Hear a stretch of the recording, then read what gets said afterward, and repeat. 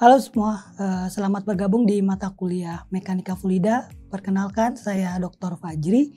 Di sini saya akan menjelaskan materi minggu pertama Mekanika Fluida tentang pengantar jurnal saintifik dan silabus.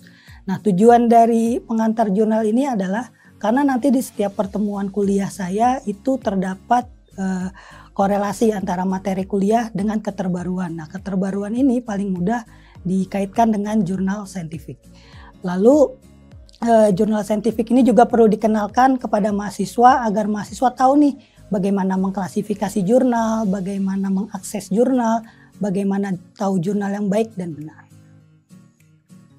Oke, sebelum saya masuk jurnal, saya akan bicara tentang teknologi roadmap. Jadi teknologi yang sudah kita rasakan saat ini itu sebenarnya ada beberapa proses, teman-teman. Seperti kayak misalnya kita punya handphone, di mana handphone ini sebenarnya dari ribuan penelitian yang akhirnya bisa kita rasakan. Yang dulu kita pakai handphone jadul, sekarang udah pakai smartphone yang bahkan sinyalnya sampai 5G dan 6G mungkin suatu saat nanti. Nah, itu ada beberapa tahapan ya teman-teman.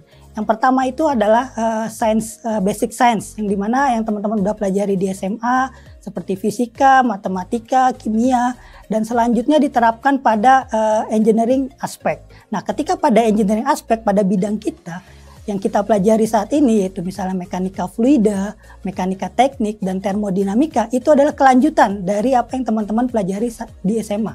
Akan tetapi, karena kita sarjana strata 1, kita tuh harus tahu nih, ke depannya tuh teknologi akan ke arah kemana. Nah, maka dari itu di sini saya sisipkan yang namanya scientific journal. Jadi scientific journal tuh kayak kelanjutan dari yang teman-teman pelajari selama di engineering. Nah, dengan adanya banyak publikasi sehingga muncullah suatu teknologi.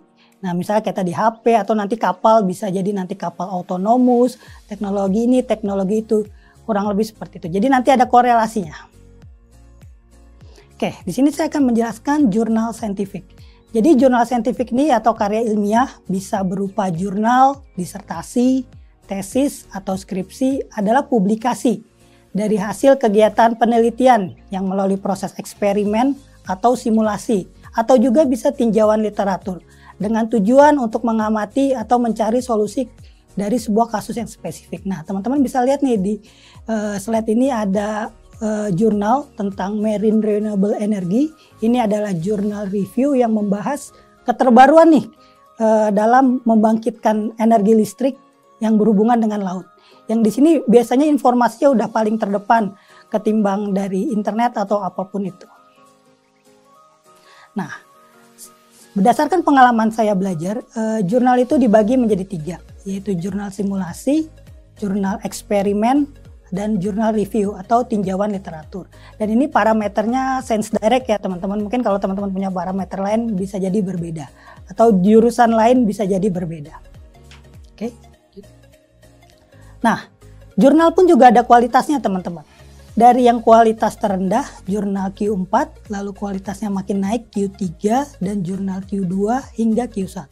Sederhananya semakin tinggi kuartilnya, maka semakin baik jurnalnya.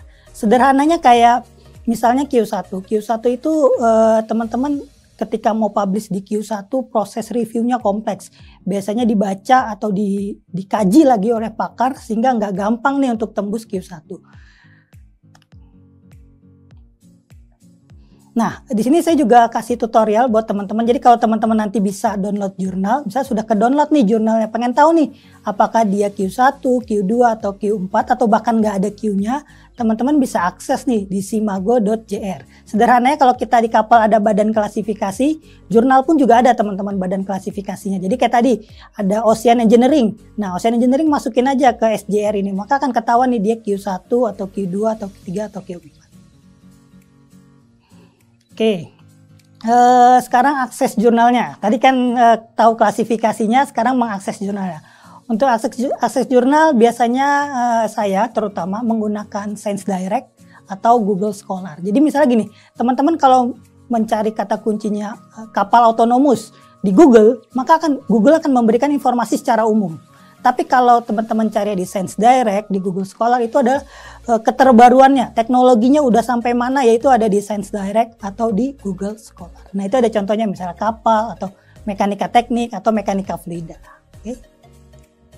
Nah, seperti yang tadi saya katakan, yang kita pelajari di mata kuliah mekanika fluida saya itu nggak hanya di irisan sains dan engineering, melainkan ada jurnalnya juga, yang syukur-syukur nanti kalau teman-teman kerja itu udah tahu nih, oh ternyata di masa depan nanti teknologinya udah sampai seperti ini.